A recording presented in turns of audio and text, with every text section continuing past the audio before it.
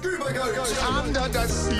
The podcast for the inquisitive diver. Hey there, dive buddies, and welcome to the show. Let me tell you about my next guest.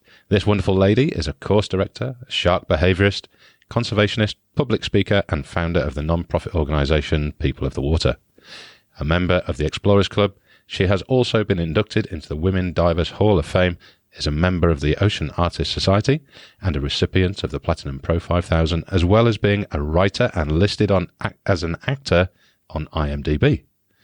Also known as the Shark Dancer, the Shark Whisperer, and the Mother of Sharks, I'm super excited to welcome this absolute legend and wonderful woman to the show, Cristina Zenato.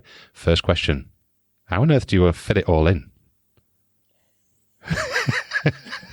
By waking up at 5 a.m., as you can see. Yeah. It didn't come all at once. It's been different stages, different things through the life. But yes, it's passion, quite a lot of long hours that I don't feel because I really love what I do. Yeah. And living in a place that actually allows me to do them on a short notice. Yeah. So you're in the Bahamas, right? Correct. I've never visited the Bahamas, but it looks amazing, as you would expect. But where actually abouts are you? Because I just had a quick look on the map there, and there's quite a few islands within the location.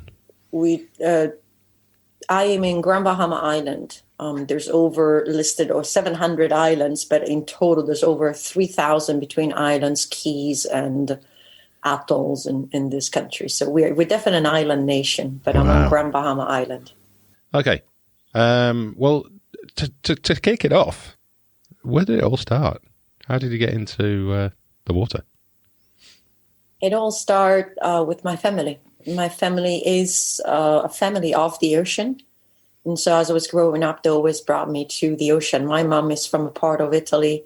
It's the northwest, but it's the northwest on the coastline. It's called Liguria, so where Genoa is. It's just like in this little corner. And they're fishermen and people of the sea. And then my dad was always a water person. He actually went into the special forces of the military in Italy, what will be now the Green Beret or the Frogmen or the Marines in the United States. And I grew up with these pictures of him doing diving with a pure oxygen rebreather, but he still had that passion for the water. So both of them always took me swimming to the ocean, to the sea. My mom's uncle had a sailboat and took people cruising around the Mediterranean for a living. Yeah. And so sometimes in the summer we'll be on the sailboat when he was in port and he wasn't working. And so the water's always been part of my upbringing. Yeah. The passion for scuba diving comes directly from the pictures and the stories of my dad and his background when he was a special forces military. Yeah. Combine all of that with the opportunity of always going to the water and finding myself comfortable in the water. That came the childhood dream of one day becoming an underwater scuba ranger who would have sharks for friends. Yeah, I did see that. Get rid of the ballet bit. Let's just get in there with the sharks. Yeah, the ballet didn't really fit with me. Glad to hear it. Yeah. So how long did Dad do in the military then? Because obviously my dad was I actually never saw him in the military. He was in the military 7 years, and then he retired and started traveling the world, working for construction companies into like large projects. So building, for example, roads, railways, bridges. As we're talking about your background in engineering, he was involved in these big projects. And so even before I met my mom, he actually worked back in Iran and Iraq, Northern Africa. And then he met my mom in one of the projects when he was working in that part of Italy. And then we moved to Africa. And so I grew up actually in Central Africa. Oh, whereabouts? First, we were in Kalonda and Kikwit, which were in the center of what it's called. It's called now the Democratic Republic of Congo. Back then, it was the former Zaire. Yeah. And then we moved into the rainforest, the Mayombe forest of the current Republic of the Congo, which was back then known as Congo. So I grew up in like this very outdoorsy, kind of like wildlife, very out of the boundaries. And so although it was not always by the ocean, when we had a chance, we were always going to the water. Yeah. And so it was this mix, I guess, of wildlife and water that kind of like created me and this desire to maybe one day have a similar lifestyle. Yeah. I didn't really fit with the regular day-to-day life once we moved back to Italy. It just wasn't me. Yeah. There's no jungle. It's just concrete. It's actually, Italy is beautiful. Don't get me wrong. It's amazing. I come from Verona. That's where we lived. We were on Garda Lake. There's so much history. Every cobblestone of this country has something to tell. Every time I go to Italy, I'm in love with the little details. But it was just a lifestyle that was not me. So as much as I love the country that I am from, and when I go back, I walk through it and I try to absorb every single part of it. The 9 to 5 or the always the shoes on, or you always have to be dressed in a certain way. It was just too tight for me. Yeah. Do you find it a little bit weird when you visit somewhere like, well, Australia or Italy, and there's just so many people around you? I kind of struggled with it when I first moved away from living a beach life and coming back to, city life. And I felt like my eyes were just constantly moving because there was so much going on all the time. Yes, I become overstimulated, and it makes me exhausted at the end of the day. The thing that I still have to adapt to is there's two things, and this is a little bit like brought on by island life. One is the distances. In our island life, you're so used, everything is within a certain distance. Yeah. And when you're somewhere else, you need to do something, and it might take half a day to plan, prepare, drive, go and do. And then the other one is like sometimes the amount of people. Yeah. Just the amount of people that you constantly walk by. So the constant chatter and noise, that can be, for me, strange and just very, like I said, overstimulating. The third one is actually, depending on the season, but I notice is like my feet at the end of the day after being all day in the shoes. It's just, they're like, please stop. and my skin, always covered in clothes. It's just, it takes a couple of weeks actually for the body to adapt to all that. It does. Before I came to Australia, I was out in Papua New Guinea, and I'd been living the life in Southeast Asia, and I'd not worn shoes for 6 years. So I was very used to walking through the jungle over whatever ground in Papua New Guinea, no problem, barefoot. And then I come here, and you've got to wear shoes. You can't even, there's some places you can't even go into with flip-flops on. You've got to have closed shoes, And within a year, my feet were, soft as a baby's bum. It was ridiculous. As soon as you walk over something that's, relatively flat, I'm like, oh my God, what's that? Painful. Island life, I think it's an amazing life, but I also have seen a lot of people coming here thinking that it would be an amazing life and running away screaming. Right. Literally, like, this is not for me. So there's a lot of people, and I'm pretty sure you've experienced that, Papua New Guinea, even more so than this island. At least we're only 40 miles from the United States. It's one, island hop, literally paddle hopper type of flight. But it's the remoteness that some people can't take. And they can't take the confinement of the island, nor the difficulties that people don't realize are living on an island. So for as magical as it is for some of us, it's very much a struggle for many others, unless they have quite a lot of comforts and are capable of of having these comforts coming in. I don't think it's for everyone. Like, it's not for everyone to live in a city. Yeah. Live in a city is not for me. And it's not right or wrong. It's just what fits with ourselves and what we're capable of taking in. It's what makes you feel comfortable, isn't it? Correct. And what in a certain way fulfills you, and when you wake up in the morning, what makes you go, I can't wait for my day. Yeah. For me, it's very important. It's one of the things I try to have is Yes, we're always looking forward to something. It's actually cool. I can't wait till, travel can resume. I haven't seen my mom in a year and a half. I would love to absolutely hug her. And you can say, I can't wait for that. But for me, it's more like when you wake up that morning, is being happy for that morning, for what is about to happen on that day, rather than say, oh, I can't wait for the weekend, or I can't wait for my vacation. And I think that is what in our choices is important. Yeah. And that's how I've decided to live my life. So you've probably got it pretty well nailed down by now. What is it, 25 years on the island? 27 years 27. on the island, yes. I have very much very nailed down both the day-to-day and, people ask, like, even the preparation for the hurricanes, how it's organized, what I have in the apartment, how it is the process as the hurricane, for example, approaches, how is my shopping scheduled.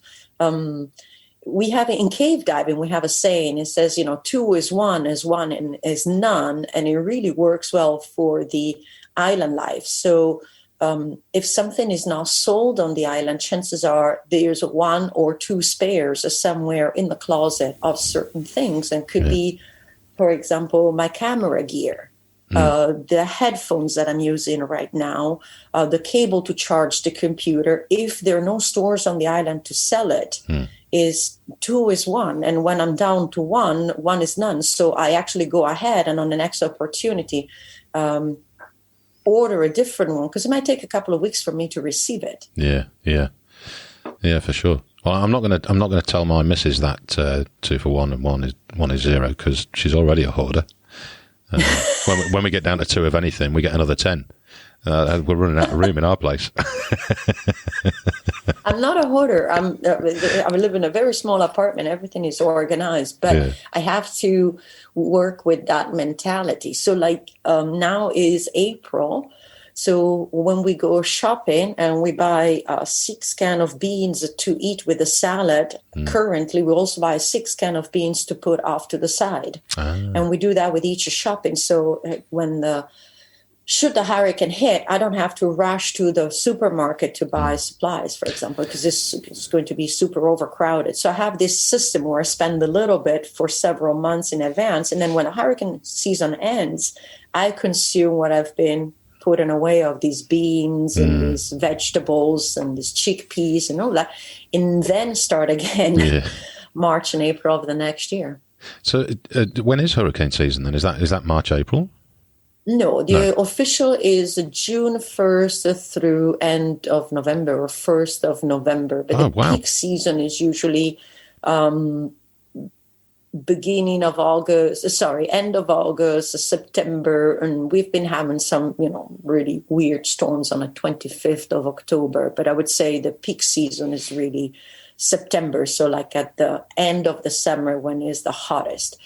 We've been having storms also in June, July, but like usually the big ones, the historical ones that have demolished this island have all been between September and October. That's our peak season. Yeah.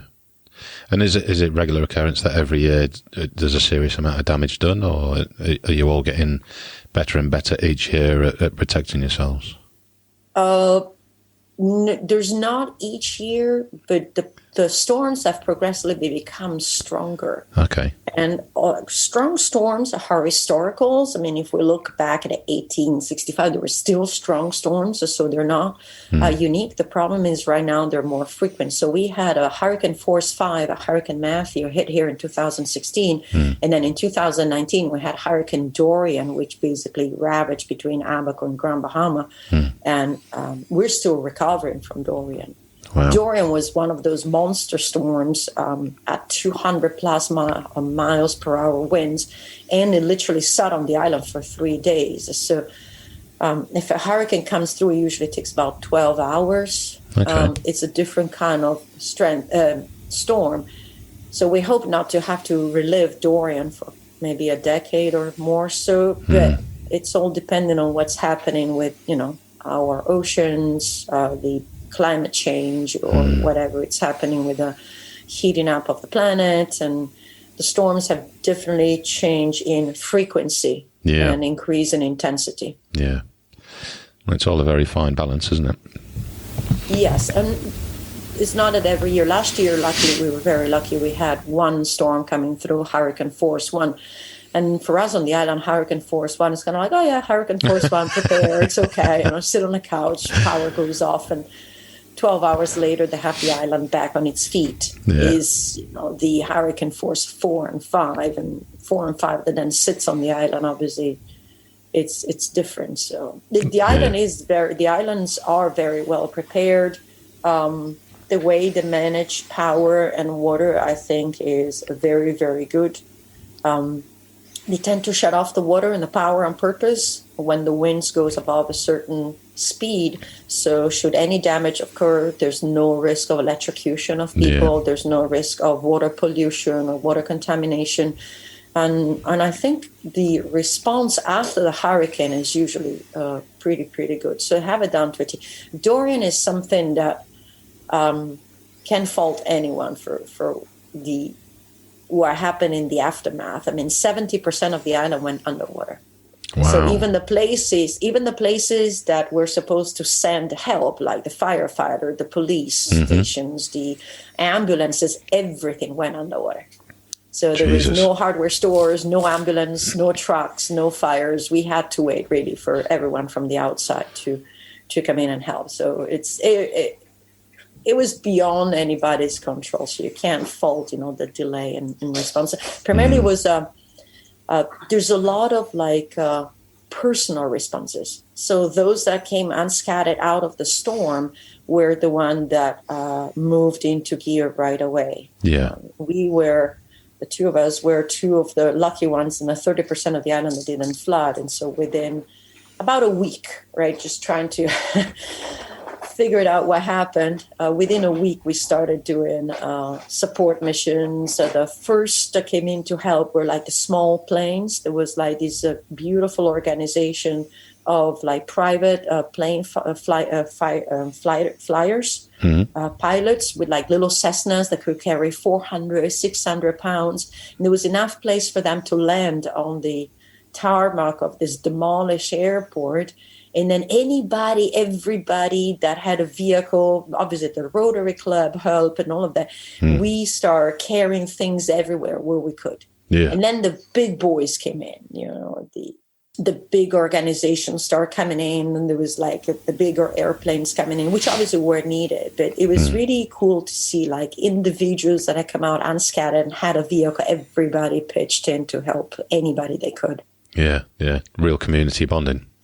Yes, there's. I always say, if the end of the world comes, I'll stay put here in the Bahamas, because there's just something about the way the Bahamians are designed to withstand hardships, but also the way they're designed to pitch in. I know the world heard about the violence that actually came out of the Dorian hurricane.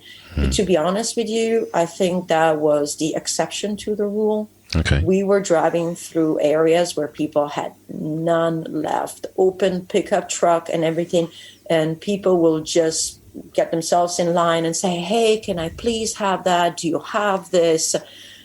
We never once, I lived here 27 years, and it's a beautiful population. It's a population that say, hey, I have a generator. Would you share a drop cord? Give me $5 for the fuel. Yeah. These are the kind of people. And these are the news that really didn't come out as much. And these are the trend I was trying to share. So now listen, I said, people here need help. And most of them are just like what Bahamians are. This wonderful population, very peaceful, very friendly, very kind. And that is the story I wish had gone out more, rather than, the occasional shooting and a robbery. Things happen, of course. Yeah, but and let's be fair. I mean, the media is going to focus on those things that are going to catch a story in a headline, aren't they? Yes, and it was unfortunate, because there was a lot of people saying, well, we're not coming because it's so dangerous. And I'm like, it's not. It's not dangerous. Just please come. People need help, and people are very friendly and very thankful. Yeah. It's good to hear. Well, let's hope that you don't get many hurricanes for many years. Thank you. Yes, let's hope not, because right now we are actually, we were slowly recovering. We were doing good. And then, COVID hit. And that was another big blow because obviously these islands, they have a fishery industry, they have a banking industry, there's some construction industry, but then primarily there's a lot of tourism industry. Mm-hmm. And that really, the country took a blow with the tourism industry. So now we start having people coming back, vaccinations are starting to move. Mm-hmm. We have some rules to come in, but they're actually pretty affordable. You just have to have a negative test and purchase an insurance visa, which covers in case, you're discovered you're positive. That visa actually covers for your repatriation or for helping you out in the hospital. Yeah. And then you can actually be around the islands. The islands are open. We actually have a pretty normal life within the islands. That's good to hear. I see it. Nice. I'm in a group. It's Texas Scuba Divers on Facebook. There's like nearly 3,000 members in there now. And I'm getting pretty jealous about it as well because over that side of the world, seem to have it nailed down with getting across borders and going diving. So you see people popping down to Cozumel and Mexico and all sorts. And, some countries don't even have rules like Mexico, but like for us, it's negative test and purchase the visa. And then while you're on the island, included in your visa, after 3-4 days, you have to have a quick test just to make sure you're still not sick. Mm-hmm. But otherwise, shops are open, activities are open, the hotels are open, people are out and about. I think we still have an 11 p.m. curfew, but personally, I don't feel it. It doesn't really affect my lifestyle. So. Yeah. Well, I mean, when you're getting up at this time in the morning, I'm not surprised that you're well into your bedtime by then. Yeah, 11 p.m. is, I'm already in my REM, I'm pretty sure. So we should talk about diving really as well. But before I do, what is it that you do fitness-wise? Because you're obviously a very fit woman. And I noticed I was doing a bit of Facebook stalking yesterday, I think it was. And I saw that you did some training for a half marathon and stuff like that. Is there other stuff that you do to maintain your fitness? So my my three way of maintaining fitness. The one that are designated as fitness is I do morning runs and then usually either morning or evening, depending on my schedule, a yoga practice. Okay. Pretty advanced yoga practice. Those are primarily my two ones. So it's running and yoga. But then I have a physical job. Yes. So my job is a job where I walk them down the ramps and walking up and down the boats, so carry tanks. During COVID, I had other jobs that were as physical, even if we were not diving. So I have very much movement into my life. So on an average day, and I did this just to calculate, but like for me, it's very easy to put in on a day without running 10,000 steps. Yeah. On a day with running, it's going to be 20 to 25,000. So that's what I do. It's a mix of exercising and then having a very active lifestyle. It could be a walk on the beach with the pups or going swimming with them. And then do something physical in the garden or helping someone with some work at their home. I'm just a very active person. Yeah, yeah. I saw the little video snippet of you swimming with the dogs chasing after you. And then, like the cave diving itself, it's a hike, workout itself. A day of cave diving is we can hike sometimes for...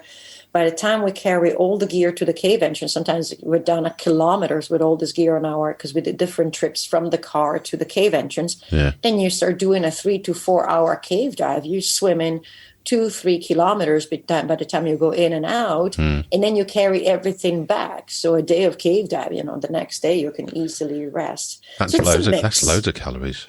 I'm trying to find someone that's a nutritionist that's a scuba diver that can actually quantify and discuss the calories burnt while we're diving, because it's relatively common knowledge of, we're looking at about 340 calories for every 30 minutes that we're submerged.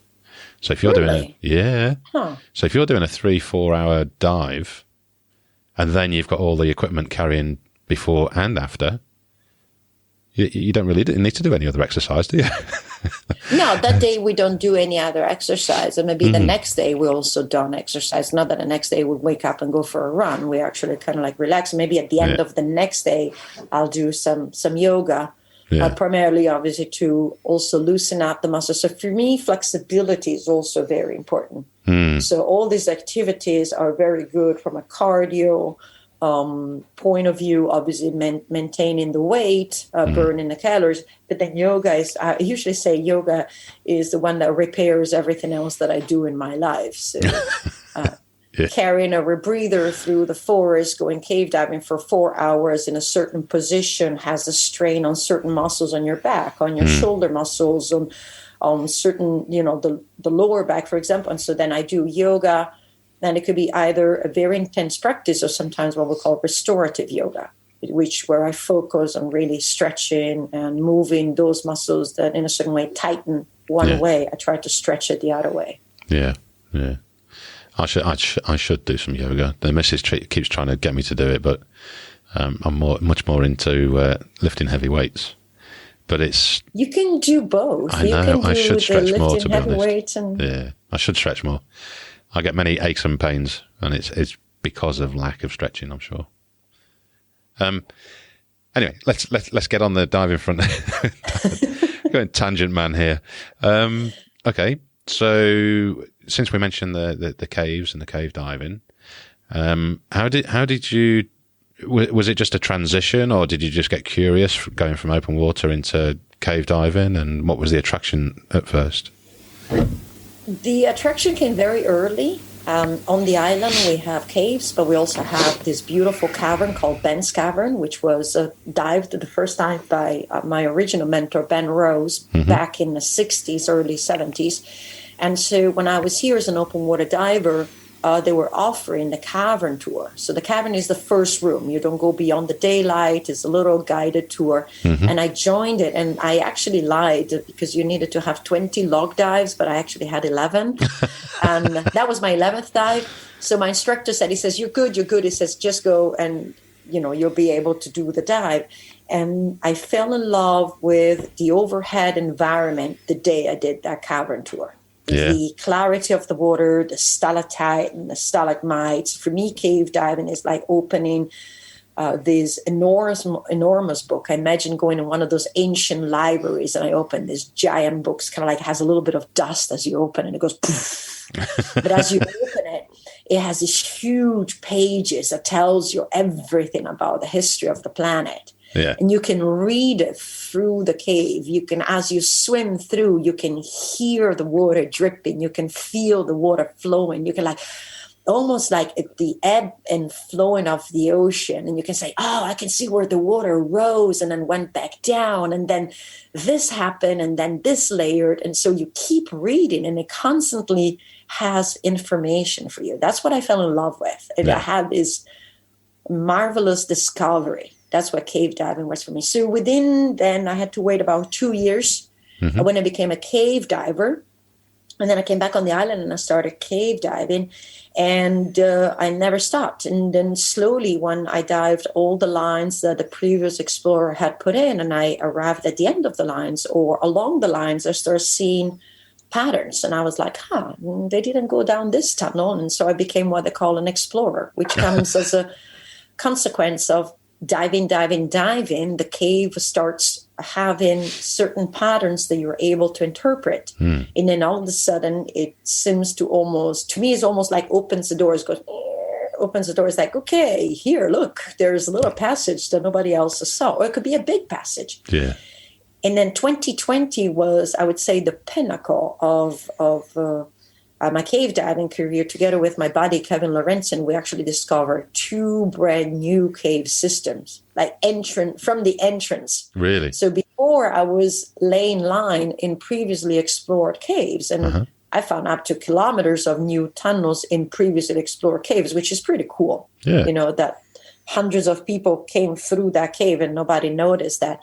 But like 2 brand new virgin system, we were able to lay over 15 kilometers of lines in these 2 systems. 15 kilometers? We had nothing else to do. Yeah. Bloody hell. How long did that take you? actually didn't take much because we were cave diving an average of 6 to 8 hours per week. We weren't rebreathers. So I have a side mount rebreather, which allows me obviously to go in the smallest of the tunnels and areas, and it's perfect for this kind of caves. That's the KISS system, isn't it? The KISS system, KISS Sidewinder. Yeah. And we were doing, usually on a fresh rebreather, we would do a 4 to a 4.5 hour cave dive. And then within 1 or 2 days, knock off the next 2.5 hour dive on a short, either picking up some strands, maybe doing some photography, maybe doing some mapping at the time. So, and then break down the rebreather, pack it up again, and start all over again. During the height of COVID, there was nothing else to do. And so we had a special permit to go cave diving from the Bahamas National Trust and the police force. And they gave it to us because obviously you go from, your storage where the cave gear is to the cave, and obviously social distance is very much present. And that kept our sanity. I think if it would have been in a regular work time, we will still be working on that project. So because of the 6 to 8 hours, we actually knocked off a cave in like 2.5, 3 months. Brilliant. So maybe COVID was a bit of a blessing that. COVID for me was not really all bad time. It was an interesting time. It actually brought up some changes that for me were positive, especially mentally. Physically was a little bit of a struggle in the beginning, especially with the limitations of a 200 meters from home exercise. You couldn't go out on the boat. You couldn't even go on the beach. Some of that stuff was tough, especially in the middle of the summer. But like psychologically and in the long term, 2020 for me was not actually a bad year. It was a unique year of reinvention, of rediscovery, a newfound freedom that I kind of lost in the last few years. If I have to say, for me, 2019 was actually the worst year. In 2019, I lost my dad on April 14th.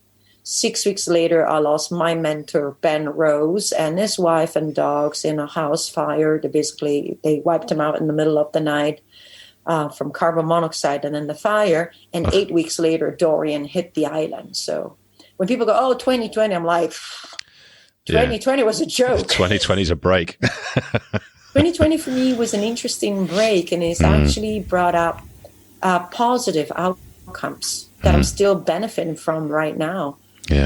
Including those 2 amazing experiences and explorations. That sounds awesome. Now you've actually found you've linked the caves with sharks, haven't you? I've linked it in my work with time. Okay. So before I have a passion for sharks, and I think that's what I'm known the most. But I have an equal passion for caves that people don't really realize. I mean, lately I've been trying to share a little bit more. And then as I was working to protect both, I realized they're very much linked, especially here in the Bahamas, and is a very, in a certain way, simple, but it took some time to really realize it is the caves that are on land have water that travels to the ocean or through the terrain, even in a way where maybe I can't fit, and comes out into the mangroves, comes out into a lagoon, comes out into a bay. And we don't realize if I demolish the land over the cave that is under the ground, that water with that pollution travels in all the other aspects. Well, sharks depend on mangroves. Sharks, most species of sharks here in the Bahamas give birth in the mangroves. It's very, very common to go in the mangroves and to find baby tigers, baby lemons, baby silkies, mantas, stingrays, all these cartilaginous fish. Then there's corals and all the other fish. And so if I pollute, I can pollute 5-6 miles inland, but that pollution will reach the ocean and it will reach these nursery grounds. It will eventually affect the entire ecosystem from which the sharks and all the other animals depend. And that's how I connected into my educational work, into the exploration work. But I also physically connected a land cave to an ocean blue hole. In 2012, I swam from a land cave into an ocean blue hole, where we have some caves that come out in the mangroves. Mm-hmm. I actually literally swim from land into like off the beach, like 500 feet off the beach into an ocean blue hole. And that was the first time that it was like literally done. So if I can fit with all that gear through that, imagine particles of pollution. Yeah. And that was the scope of that connection. It's impressive. And you've got a lot more work to do on that, or is it an ever, what's the word? Yes. Ever There's evolving? More work. I want to revisit this cave that I connected from the land to the ocean. One, because it is extremely polluted and is connected to some areas and might have origins from those areas. We just need to verify that. So we're in a process right now to apply for actually research permits. There's a new law that just came out. So right now we're kind of like on hold trying to get the permits before we continue our exploration. So I want to resume that. But we still have quite a lot of entrances. So one of the things that we've done is we basically identified all possible entrances. And this, what we do, we go in a hike literally through them, with boots, machete, long pants and everything. And then when we arrive to the area, we do like a little scouting. And so what we're trying to do is just really give a very, very detailed map of every possible entrance, even if it doesn't have a lead, and say, hey, look, here we found fresh water. I can't fit through because the cave entrance collapsed, but we saw signs of stalactites, stalagmites. And at least there's a comprehensive map for now of this island and some of the keys. And then hopefully with time, and if we ever be able to connect finances, do that on different islands. Yeah. And have more of these kind of like comprehensive understanding on what runs below our feet. Because it's very true, out of sight, out of mind. And it's very unfortunate because it's what is out of sight is very still important for our health. Oh, for sure. Yeah. Did you watch Seaspiracy yet? Not yet. Okay. I heard about it. I actually heard the good and the bad, apparently, of Seaspiracy. So, but I can give my complete opinion. I can only base on the two factions. I have people that were totally yes to Seaspiracy, and I also heard a lot of people, scientists primarily, saying careful with Seaspiracy. Yeah. So I'm going to reserve my opinion for when I watch it. Yeah, for sure. It's only there is one thing. Yeah. Go on. Sorry. I was just going to say with that, you're saying that out of sight, out of mind. And one of the things that stood out to me on that show was, that you can see the damage that trawler netting, that kind of thing, does from space or from, overhead, as it were. But you can't necessarily see it in day-to-day life, out of sight, out of mind. That's correct. So there are some things that I heard the Seaspiracy actually brought up to the attention. There are others that I have some concerns with. I heard, that they say, everybody should stop eating fish. And the concern that I have with that, and it is an opinion that goes around quite a lot, but having lived on an island nation for 27 years, but also having traveled through Fiji and stayed in the village and lived with the local people, as well as growing up in Africa, I do believe that a statement like that is good for those that have choices. So let's call it the Western world or the more, a civilized world. I still do believe that there are places where people cannot afford not to fish. Yeah. And so when it comes to that is maybe people that have the opportunity should make more mindful choices. So for example, I have the opportunity, so I am making more mindful choices. Yeah. However, I know there's also people out there.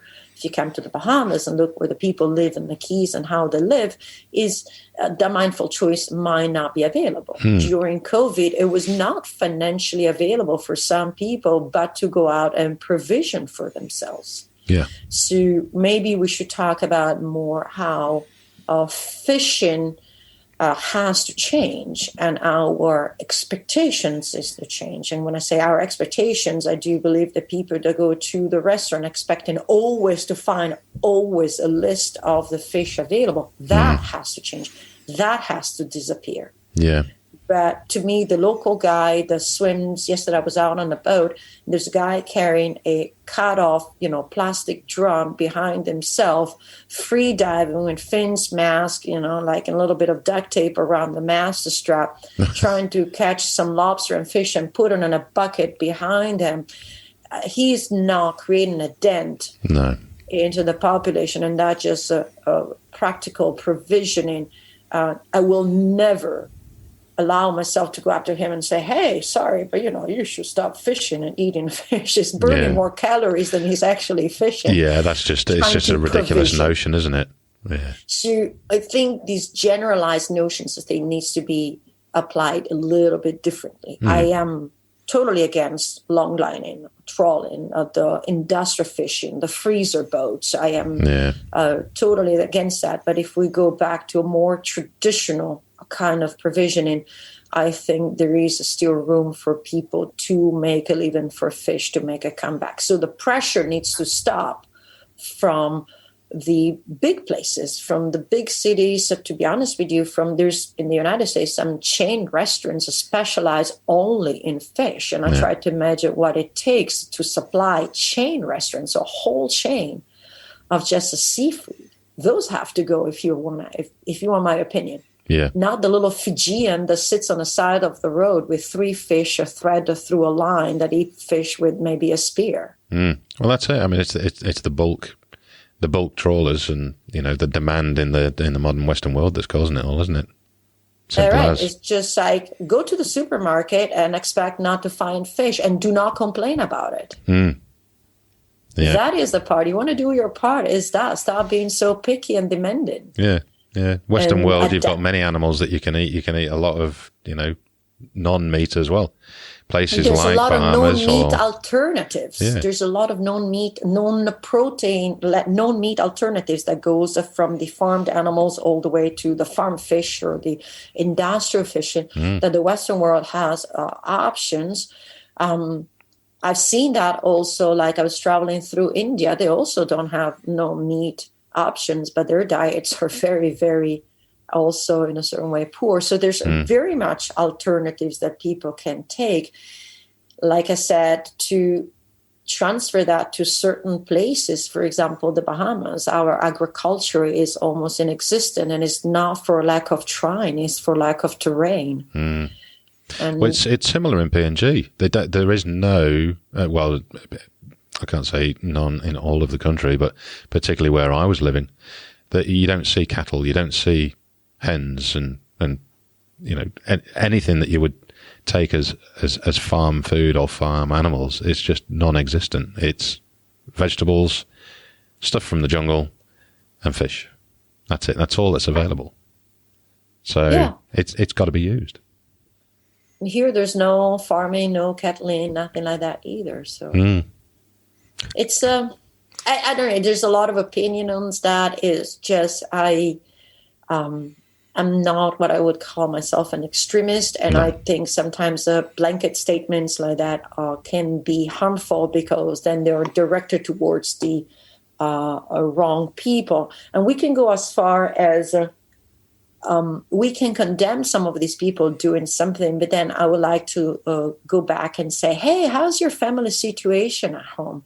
How many children do you have? So we need to go further back into the root of the problem. Why are these people, for example, finning sharks? Right? Are they going out fishing shark? Well, it's because someone from the outside comes in and says, hey, if you catch a shark, I'll give you $100. Maybe some of these people, I watched some of these documentaries, and I'm sorry, I'm against the behavior that I have against it. It's like, maybe he lives in a hut back at home with 5 kids to feed. So we need to go further back and actually start saying, okay, let me help you and your kids get out of this hole that you're in through education. One of the programs that we had here that I was participating here on the island with a company called the Underwater Explorer Society was specifically that. We train Bahamians in scuba diving so that they can actually have an alternative career. Yeah. And the scuba diving is the first step. From there, then a lot of them go, oh, wow, I really love this. And they become actually science teachers, or they actually went into the defense force, or they actually look into a career of tourism, and all of them with a changed focus into protecting their environment. And I've done this for like 20 years. These kids that come out from a local high school, they do 10th, 11th, and 12th grade open water advanced rescue. Oh, and then they come under my wing and I do their dive master instructor. And some of them stay and then most of them go. And then you check back on them years later and they have all these different careers that has nothing to do with fishing, but it has a lot to do with education or protection. The Defense Force, a couple of those guys the Defense Force is the one that actually controls the ports. They're very adamant about checking containers for illegal shark. And that, I think, is the primary solution, is I need to go at the root. How do I help this family so that this guy doesn't have to go on the boat to fish the sharks out, for example? And I think that is how we solved, and that's what I've been at for over 20 years of my career. Good on you. I was again, referring to P&G, I was doing a little bit out there with visiting schools and doing presentations and showing videos to the kids.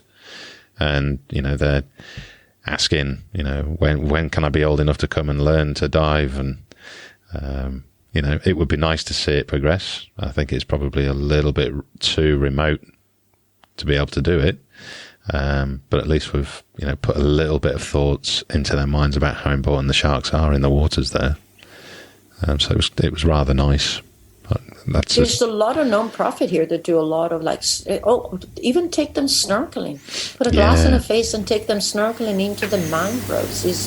I think that is the eye-opener. There's a lot of work down here in the Bahamas to take the children to the water, because those are the ones that you need to foster, obviously, into new ideas, new open-mindedness.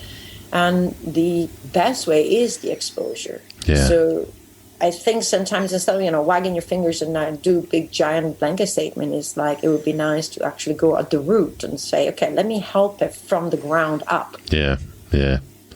I think, the only problem I see is, again, thinking back to there, but, there are some locations on the earth that are just so remote that, let's say the Chinese guy that rocks up with $100 to say, there you go and get me some shark fins. How can you prevent that person taking $100, because it's a small fortune in many places in the world, and trying to prevent it is just so bloody difficult. It's a shame. That's correct. So that's where, for example, shark tourism comes in. Yeah. And is one I applaud the Bahamas, as well as, for example, Palau, Fiji as well, in which it's really interesting. Some of the smallest nations, right? They recognize the value of their alive sharks. Yeah. And they go, no, wait a minute. A dead shark makes $1,000 and a live shark makes $400,000 if it's a female in their lifespan. And they all of a sudden say, no, we actually appreciate shark tourism. And we'll support shark tourism. We're self-regulated. And so we have a very healthy industry of people that come to the Bahamas to dive with our Caribbean reef sharks, the bull sharks, the tigers, the oceanic whitetip, the great hammerheads. They're literally 15 minutes from shore on a boat, sometimes 10 minutes from shore on a boat. And that fuels hotels, flights, the demand on the restaurant. So it fuels all sorts of industries. It does. And so how do you change that person from saying, I give you $100 for a dead sharks, or I give you $100 and let's say $100 a week for you to actually constantly taking people to see the live shark? Yeah. So it's $100 once, or it's a repeated $100, or it could be even a repeated $50, right? But then it's repeated. And so in the long term, the repeated $50 is more value than a one-time $100. And I think that is the leverage that we need to look into, is give value to live sharks. And there's a lot of people, like, oh, shark tourism, you change the sharks, you touch the sharks, you feed the sharks, whatever it is. And like anything, there's good shark diver operators, there's absolutely awful shark dive operators that have no regard for the sharks, no regard for their guests, no regard for their stuff. But in the end, there is a positive outcome from that, which is the understanding that in the same location, there is a positive income for the people. And I've seen it here on this island. There used to be a boat. They used to do shark fishing for visitors. Obviously, the law changed. The sharks are protected in the Bahamas since 2011. So now they do glass bottom boat. How brilliant. Yeah. So they can watch you taking all the hooks out that they put in over the last 10 years. Yeah, well, in a way. But they did like easy fishing, tiny little hook and fishing. But they went from doing this silly, shark fishing, which they never caught them because, they will use too small of a hooks and lines. So, yes, a lot of hooks and lines inside the sharks, to actually glass bottom boat. And it became like, wow, this makes sense. I can come out here 5 times a day with the same group of sharks, and it's renewable. It's a renewable income source. And you don't have to deal with tourists that are pissed off because they've not caught a shark, but they've seen what you've said they'll see, sharks through the glass in the bottom of the boat. Easy. Correct. And it's even more fascinating for them. Yeah. And then sometimes the glass bottom boat comes over us while we're diving, and people are even more impressed that we're down there, swimming along on the reef, not even just the interaction, just swimming along on the reef with divers and sharks, swim around us. It's like, how mind-opening is that? So there are ways to change the, even in the remote areas. It's say, I'll give you $100 to take the tourists out to see the shark rather than for you to fish the shark. So it's also a guarantee it's less dangerous. yeah, for sure. One of the courses that you did that I noticed is you entitled it "Shark." Was it "Shark Yourself"? It's a "Shark Yourself" is the expression I use with my students. I tell them at the end of my presentation is that you're here to shark yourself. It's called the Shark Handling course, and it's a course that I teach one-on-one with whoever is interested. And what they do is they come in and they actually stand side by side with me in full chainmail, and they really learn to connect with the sharks. So it's about understanding my group of sharks, but in general, a little bit sharks' behavior, the fact that it's their ocean, not ours.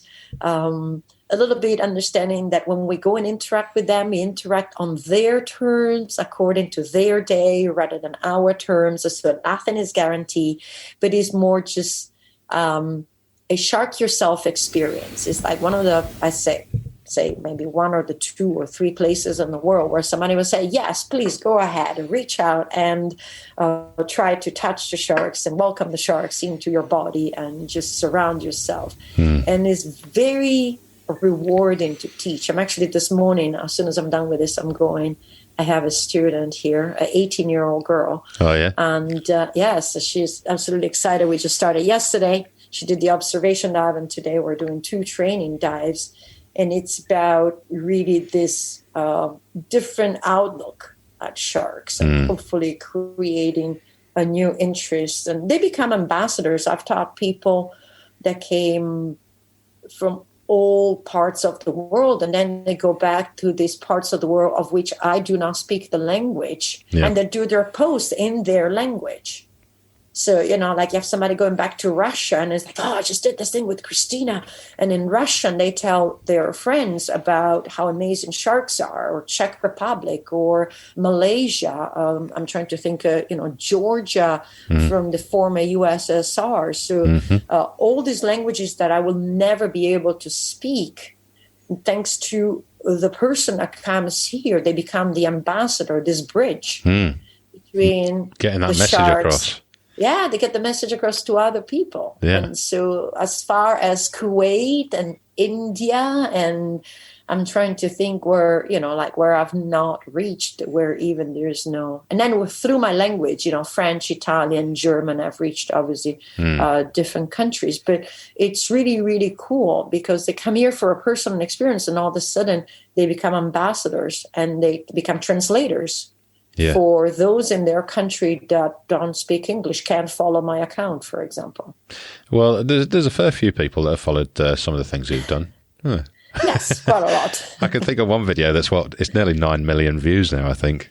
I think it was one of the shots of you putting your hand inside the mouth of a shark to get the hook.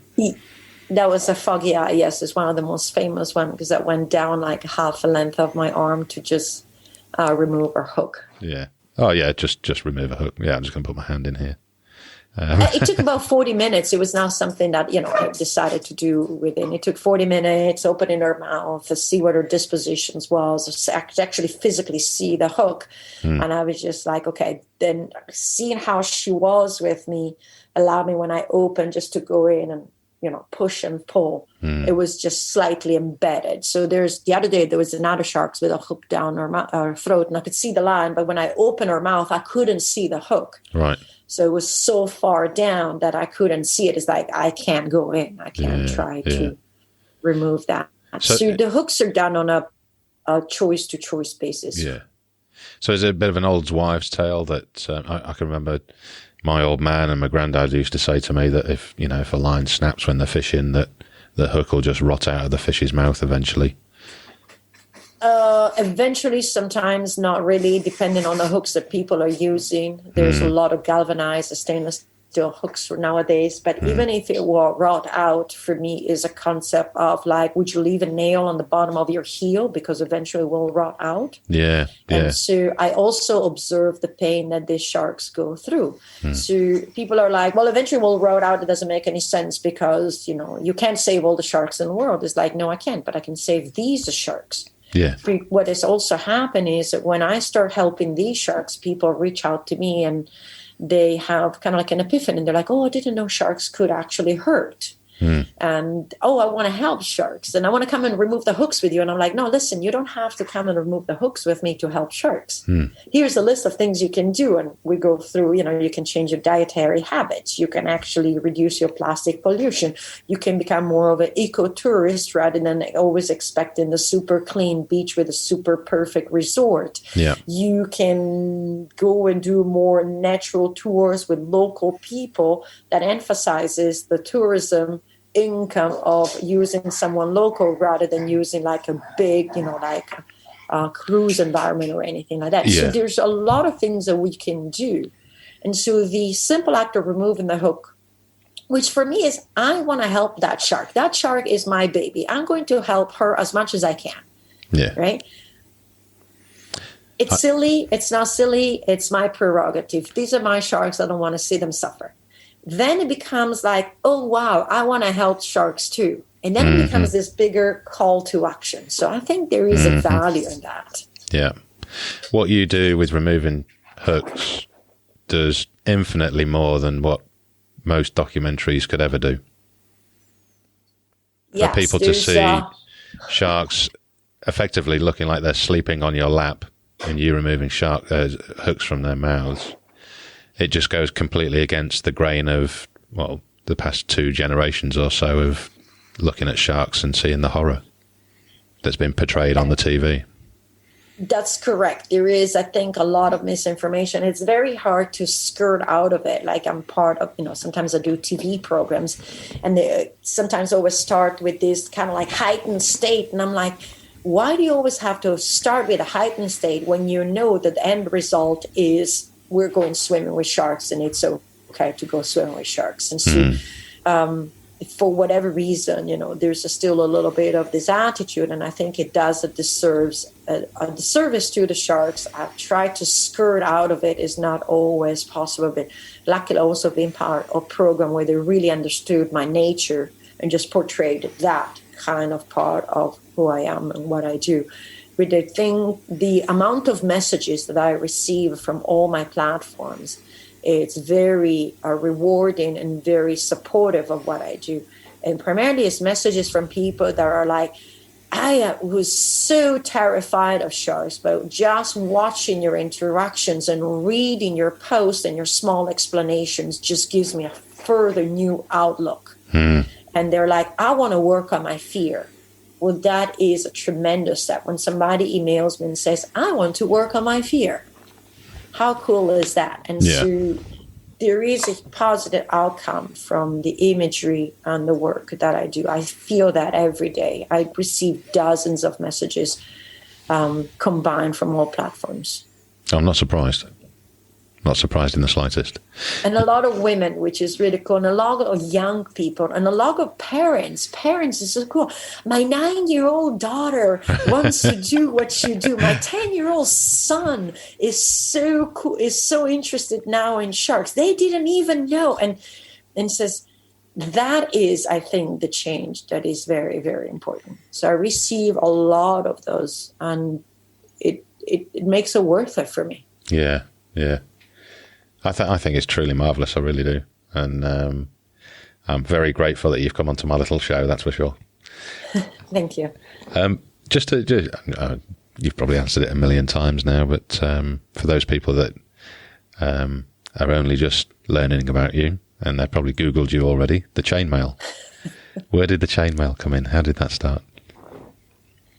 So chainmail was created as a collaborative effect from yours very own Ron and Valerie Taylor. Oh, yeah. And a gentleman called Jeremiah Sullivan back in the days. So Ron and Valerie Taylor, if you are Australians and you don't know about them, shame on you.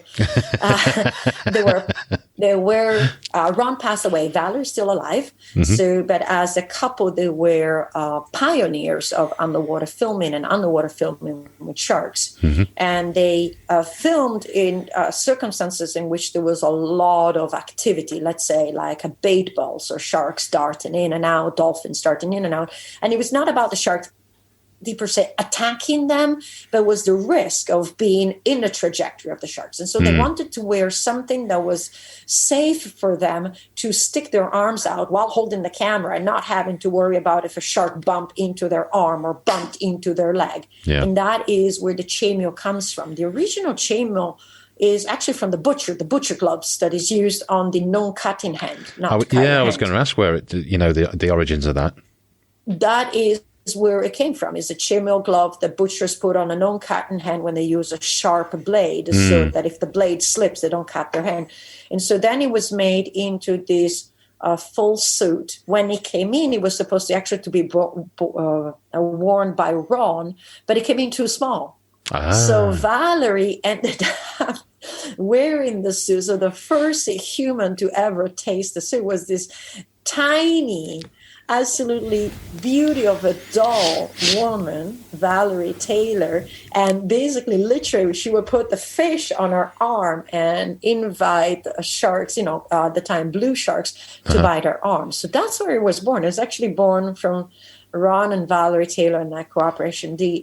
Then Jeremiah created this company called Neptunic. Yeah. And then Neptunic has in the last few years changed ownership and is now based out of Florida. Okay.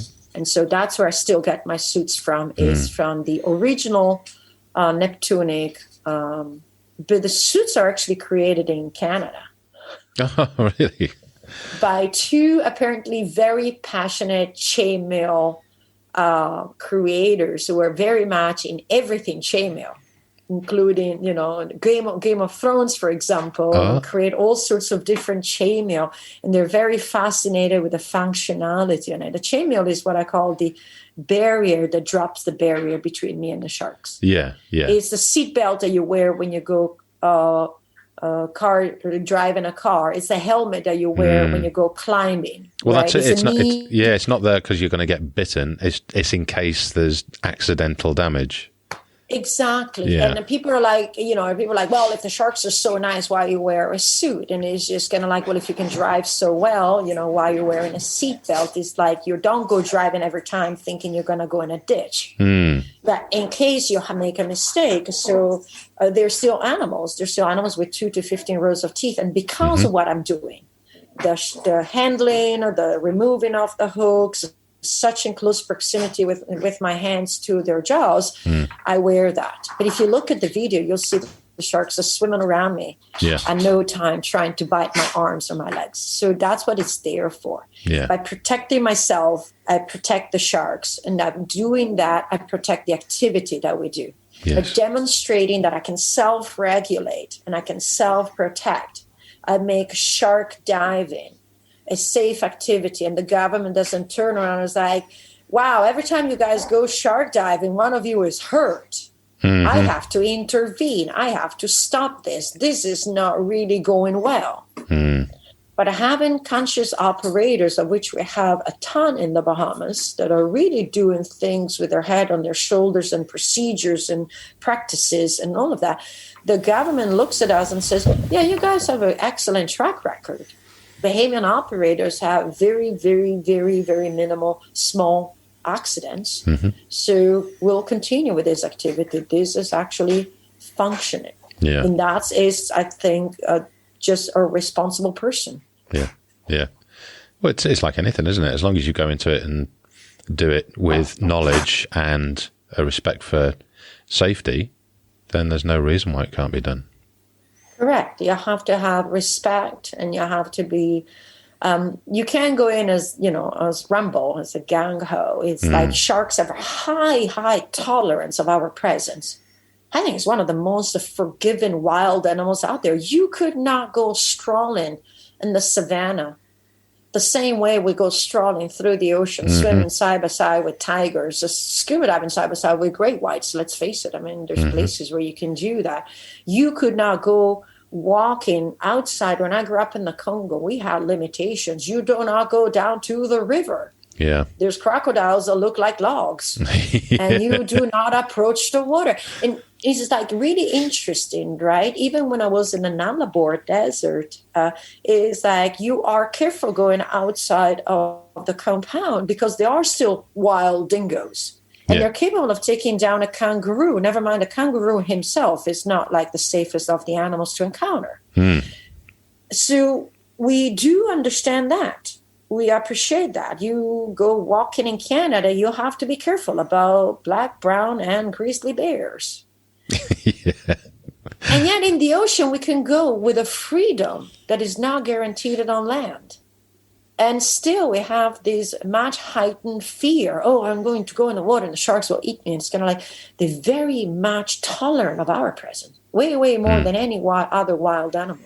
I've always explained to, especially new divers, that, when there's a little bit of apprehension, that when we get in the water as divers, it's as though the wildlife down there, all the fish down there, see you as a bigger fish. And the sharks also see you as a bigger fish. You're just putting out a lot more bubbles than they do. But they may be inquisitive, but they're not going to attack you just because you look different. No, actually, they'll run away. I mean, you're making bubbles, you make a lot of noise. If you're a new diver, you're kind of like swimming a little bit like a frog in a blender. So chances are you displace a lot of water. There's a lot of movement. And they're actually more kind of like intimidated by that. And they're just like, oh, what is all this commotion? Now, sharks are used to divers. All they're going to do is inquisitive and say, hey, are you the divers that are coming here for the dive? Like my sharks. And then they go, you're not here for the dive. Boring. And swim away. So you say your sharks, have you got the regular same sharks that rock up? You recognize them as individuals? Yes, I actually can physically recognize. I can actually recognize some of them from the way they swim.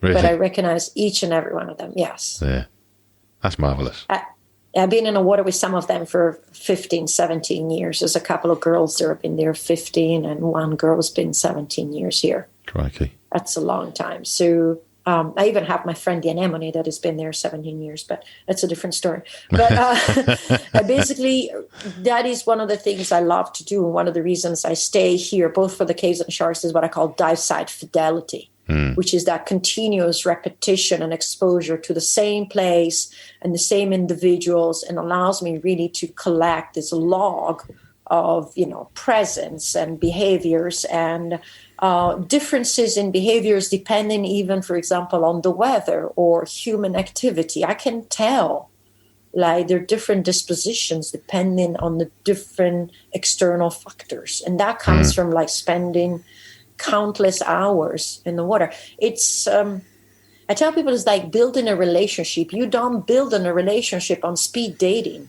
You don't even build a relationship on your 10th date.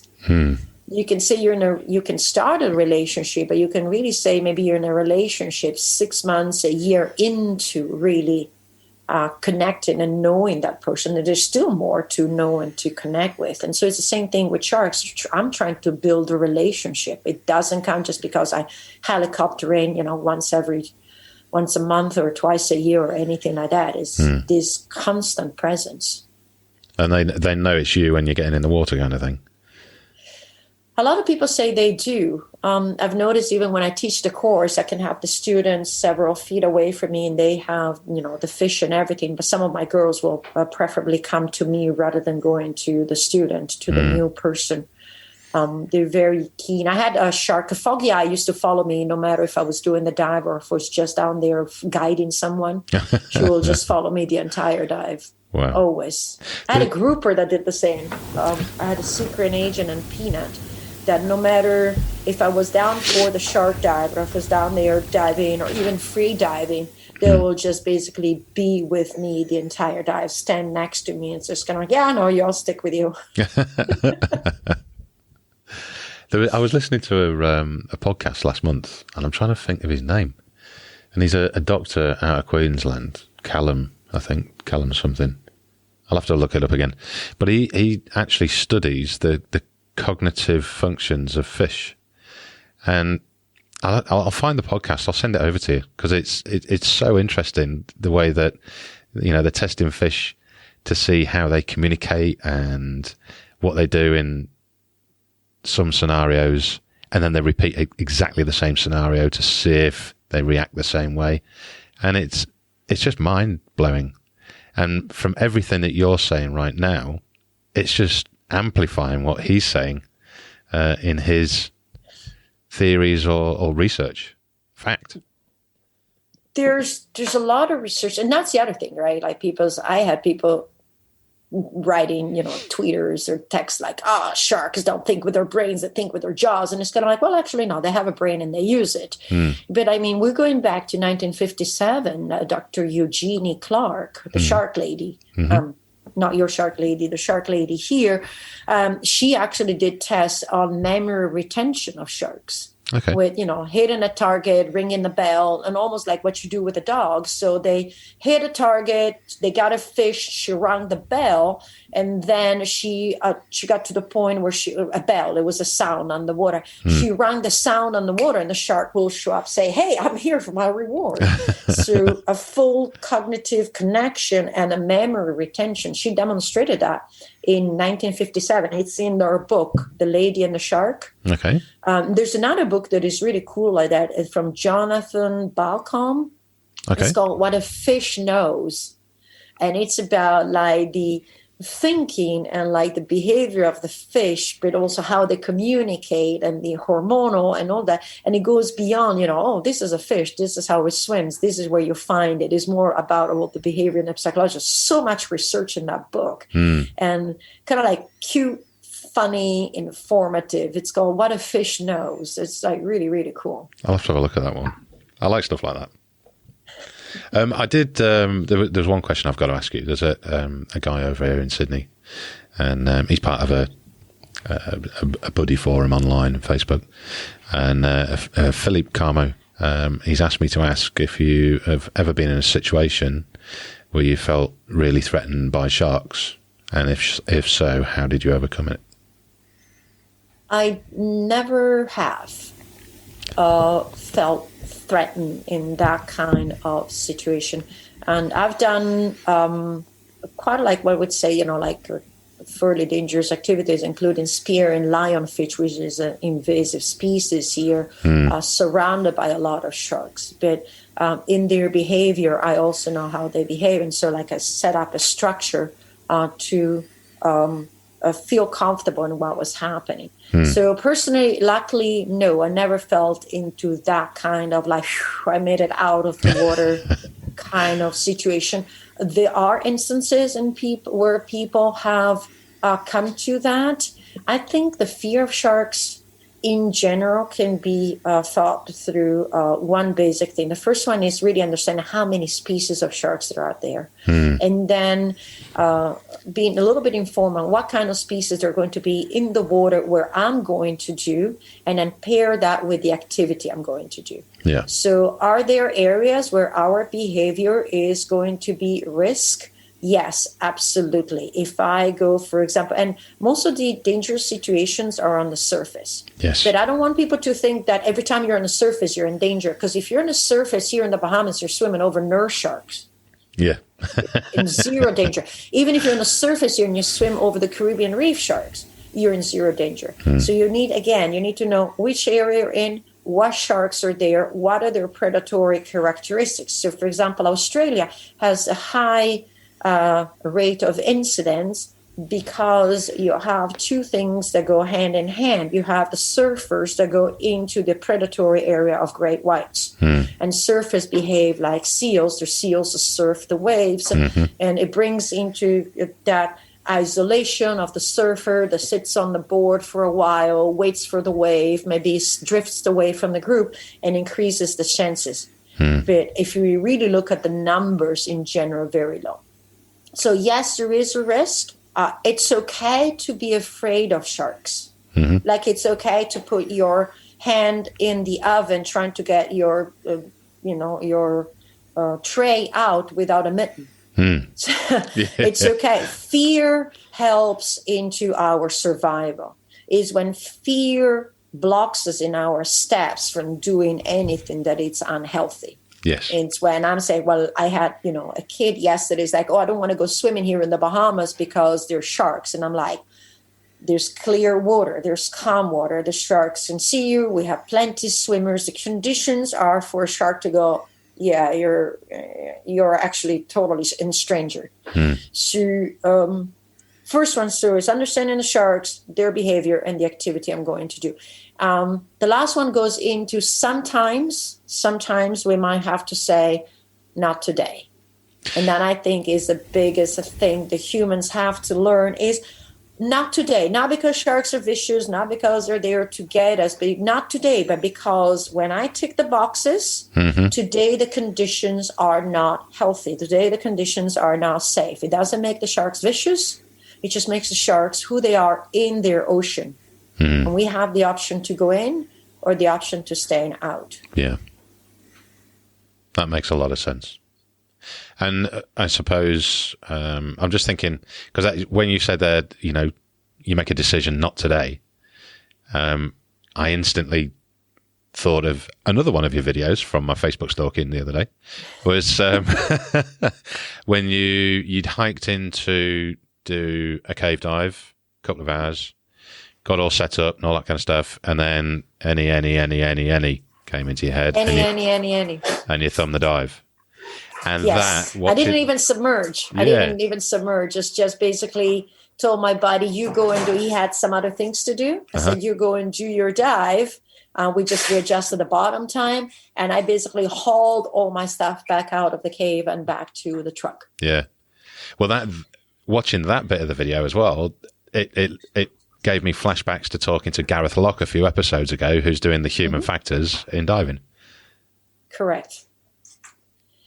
Is there space for that in the professional training? I'm going to literally ask every course director that I talk to on this podcast their thoughts on human factors and where it would sit in. Absolutely. Yeah, I am very fond of Gareth Locke and the concept of human factor. I'm very fond of sharing the near misses rather than just the misses and say, well, this happened. And that's the reason why, for example, in my training, I always tell my divers, you have to go diving for yourself. Mm-hmm. So things might happen. And if you do them within the parameter of your training, you also have the tools to get yourself out of the situation. And then you go a little bit further within the parameter of your training. Then something else happened. And so a lot of suggestions that I give people is go diving, gain experience. Yeah. It's okay to make mistakes, right? If you do the mistake within your parameters, all you're going to do is fix the mistake and go, oh, I learned that. Yes. That was this issues and that issues, and discuss them.